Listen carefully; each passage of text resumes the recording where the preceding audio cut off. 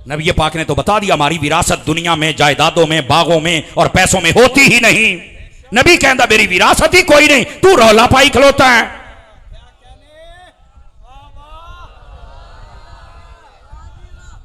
समझो इस मसले को यार, लोगों ने तमाशा बना दिया। गई कि हजरत अबू बकर के पास गई, उन्होंने दिया ही नहीं। तो मैं क्या पहला खलीफा थे अली है बकौल तेरे। बहुत खूब। तो हजरत अबू बकर के पास गई क्यों थी? ये तो मैनू नहीं पता। मैं क्या पता होंदा ते सुनी ना होंदा। हजरत अबू बकर के पास जाना पहली तो इस बात की दलील है कि उन्होंने खलीफा मन्या ते गईया ना। पहली तो ये बात वाज़ेह होती है, समझ आ रही। और दूसरी बात, अगर हजरत अबू बकर सिद्दीक ने नहीं दिया, हजरत उमर पाक ने दिया, हजरत उस्मान ने नहीं दिया, तो हजरत अली का दौरे खिलाफत तो आया ही था ना। हजरत अली ने दे दिया था, तो फिर अली ते फतवा की लगेगा। ओ मरो को गल करो करने वाली। 6 महीने इमामे हसन भी रहे सन खलीफा, ये तो इमामे हसन भी गए। खैर आई कहानियां छड़ दियो, इनको किसी चीज की जरूरत नहीं थी।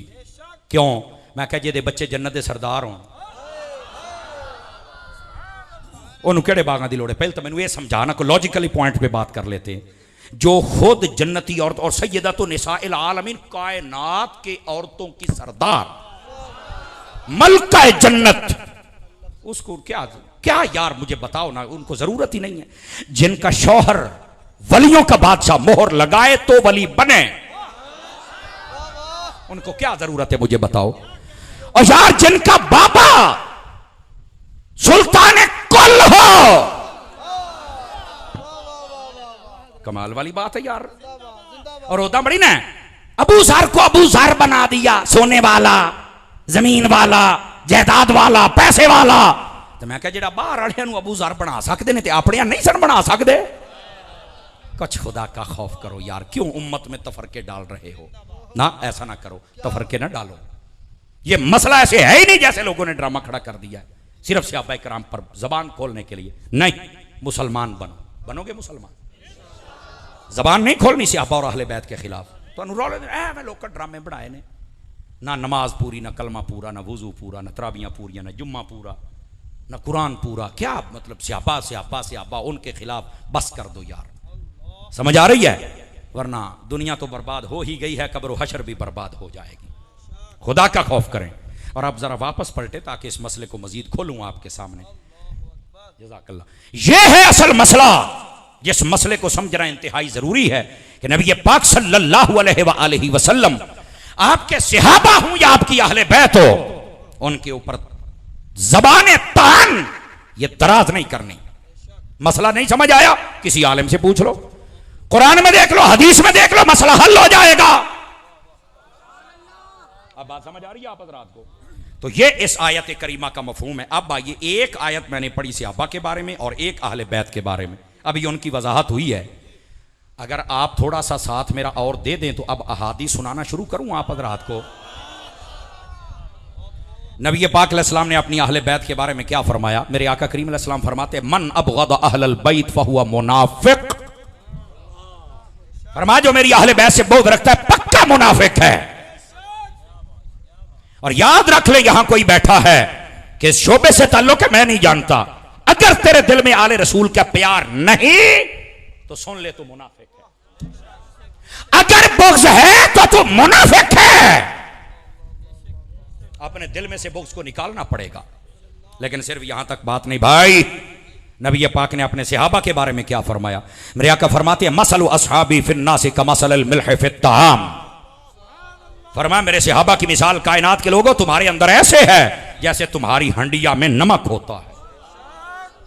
हंडिया में नमक, क्या मतलब है इसका?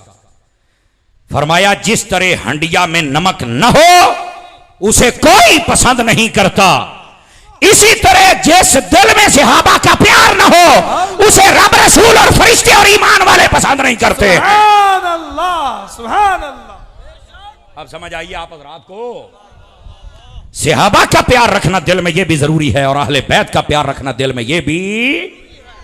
समझ आ गया मसला? कितनी हदीसें हो गई? आ जाओ तीसरी हदीस शरीफ आपकी खिदमत में अर्ज करूं।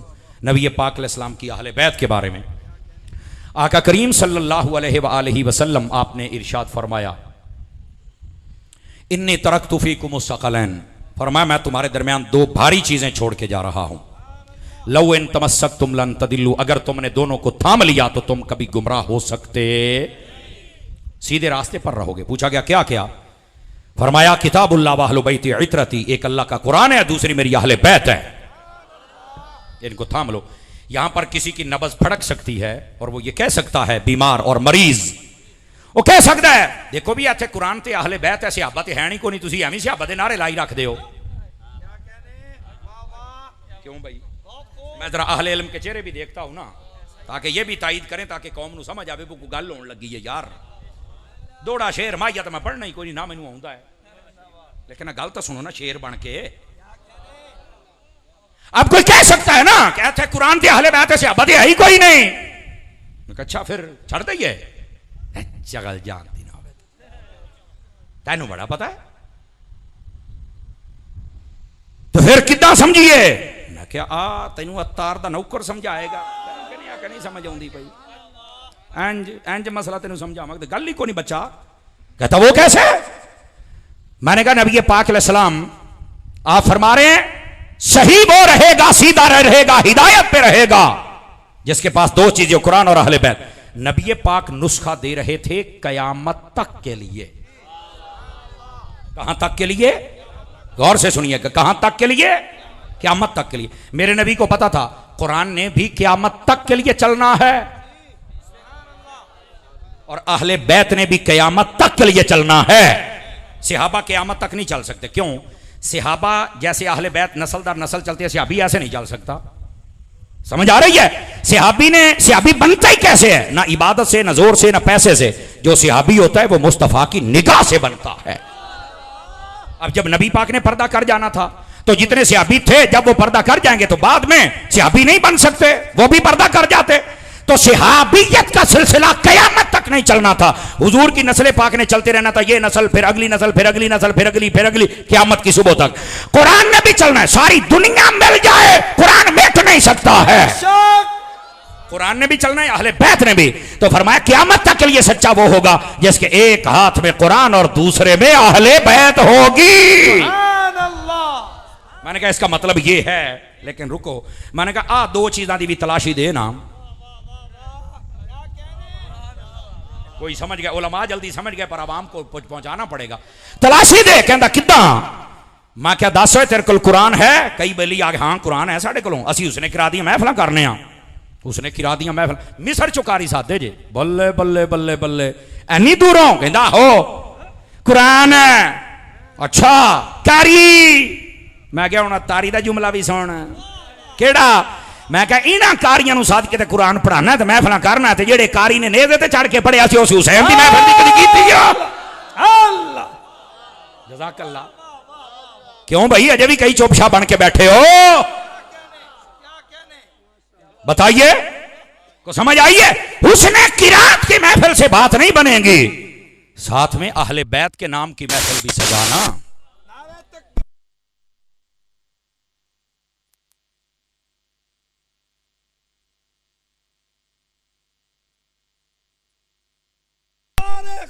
नबूवत जिंदाबाद जिंदाबाद, ताजदारे खत्म नबूवत जिंदाबाद जिंदाबाद। जज़ाकल्लाह।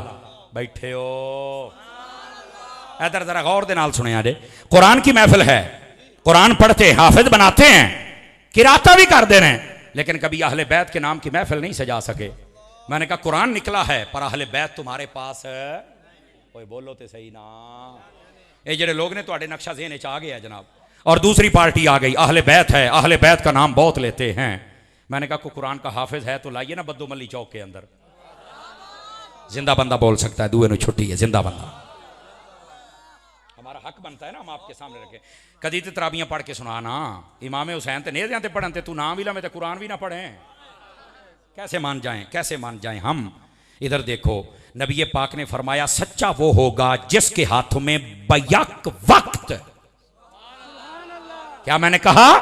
बैक वक्त, दो चीजें हूं, एक हाथ में कुरान का दामन, दूसरे हाथ में अहले बैत कदम। और इधर वेख्या जी, एक बाह नहीं मैं दोने बावां खड़ियां करके दसन लगे, अगर ये खुश नसीबी किसी के पास है तो वो सुन्नी के पास है। बस किसी के पास कुरान है अहले बैत नहीं, किसी के पास अहले बैत है कुरान है नहीं।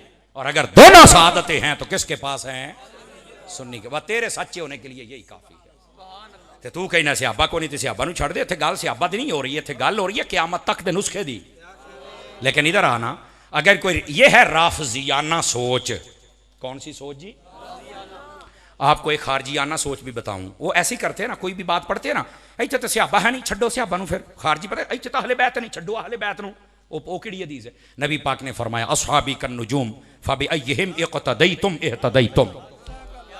मेरे नबी अलैहिस्सलाम ने फरमाया, तवज्जो मेरी तरफ रहे, फरमाया मेरे सियाबा सारे सितारे हैं, जो किसी एक के पीछे चल पड़ेगा हिदायत पा जाएगा।